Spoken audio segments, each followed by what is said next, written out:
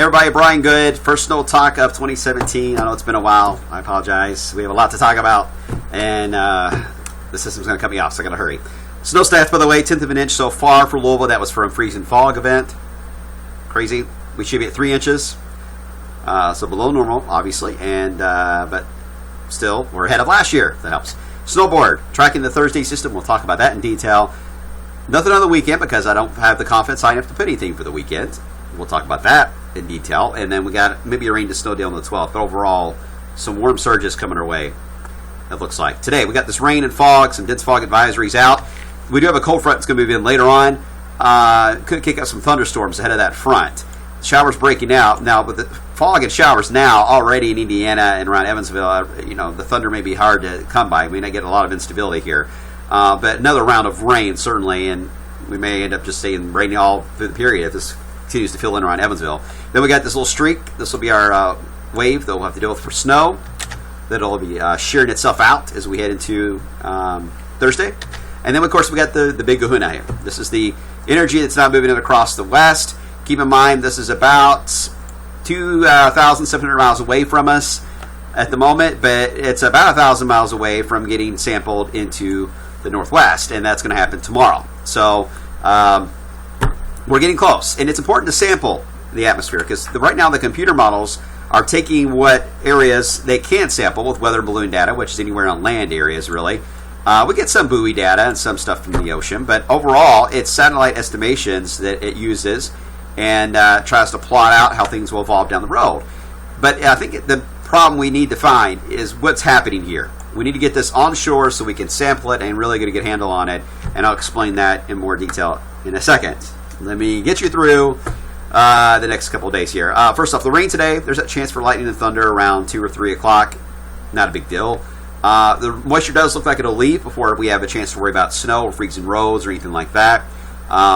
So we're not having anything frozen in the forecast for tonight and early tomorrow. In fact, tomorrow it's going to be cold, but at least sunny.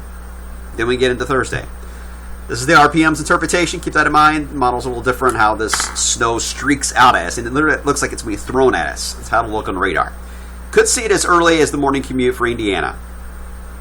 Big if. We will likely get lucky the way it's appearing and may see this delay itself more toward midday into the evening. That's going to be tough for schools. This is not going to be a lot of snow, but 1 inch of snow when schools are letting out can cause headaches, and I don't know how many times I've seen that happen. So hopefully everybody's paying careful attention to the forecast. We'll keep you updated on how the timing will play out and snow amounts, but again, you can see the trend here. Now notice RPM's trying to aim on southern Kentucky, getting several rounds of snow being thrown at us, but temperatures are cold enough that got to watch snow ratios. Could get about an inch of snow the way it's looking. Now the models are a little more on the RPM, about 2 to 4 to southern counties. That looks a bit overdone. Can we see amounts of 2 inches, 2.5? I wouldn't rule that out because I do see with the more east-west forcing here of the radar trends, banding could set up. Wouldn't rule that out, but it's not going to be widespread. So overall, like the Schreff model here is indicating, the black lines when you will look at, by the way, on the Schreff, it indicates roughly about an inch of snow. Some of the other models like half a foot, but these are usually the type of the ARW models, by the way, that have a tendency to exaggerate. So wouldn't roll on to that idea. I think a general idea right now of an inch is what we're going for a good chunk of wave country. But again, some banding features, especially south of Louisville, if that's the case. Euro is trying to support that too, by the way. It wouldn't surprise me to see amounts of 2, maybe 2.5. Okay? So yes, this could be our first winter weather advisory of the season being issued, the way it's looking. So that's Thursday. We get a break somewhat, but then we got to keep an eye on what's happening here. This is the 500 millibar of the GFS. This is going back New Year's Eve. Here's the energy in the west we've got to figure out. We've got to figure out the depth of the trough of this Arctic high. And we've got some energy here that's also causing a bit of a blocking issue as you head into portions of Nova Scotia. This all determines how things will play out because we want the ridge to be angled significant enough to create a sharper look to the trough to where the eastern side of the trough tucks and pulls, and you get a southeast low that then tracks through the Carolinas. And that usually is a favorable one for snow for Tennessee and Ohio Valley. The problem is, though, we're getting this tugging here on the west coast, so the ridge is the trough is having a tough time getting a sharp enough angle, so it becomes more of an open wave. You don't have a lot of forcing, a lot of things that can hold that little energy together and really intensify it. Instead, it just has a smooth ride into the southeast corner of the country, and therefore it doesn't ride up the coast. Here's New Year's Day. You see it trying to do that. It was trying to pull it in.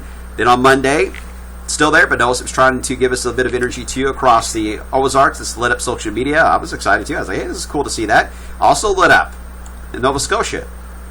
And in this area, 1, 2, 3. Good old connection lining up there.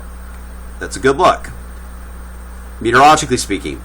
But then you get into the recent runs. This was, I believe,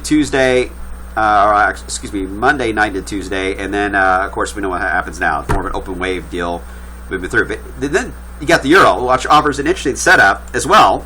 It takes our system Thursday, our snow system, and deepens it to a low Friday and moves it out quick. Therefore, all you get is an open wave. It stills the fun, which means the system Thursday into Friday could be a significant one for snow for portions of the Ohio Valley, and I say significant as far as a few inches in mid-Atlantic. And then this is nothing. In fact, we look at the ensembles on the Euro, none of them at this time are showing they pull to the northeast.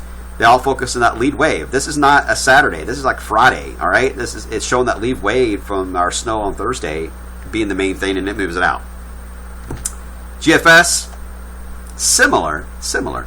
But notice there are a couple that are trying to sniff out the idea of a tug of that low going through the Carolinas. Seeing hints of that. This one's way north. Seems to be the outliner. So it's not a sure thing, guys. None of this is a sure thing. We can only tell you that there's pieces that we're watching. We'll see how it plays out. I don't think anybody should be saying snow is coming this weekend as far as a snowstorm or anything like that. No one should be saying, in my opinion, nothing's coming, because we're not there yet. So that's why we got our snow chance very low. But at the moment, it is certainly a higher chance south of us. Can't argue that. We'll see how the data trends in the next 24 hours. Stay tuned.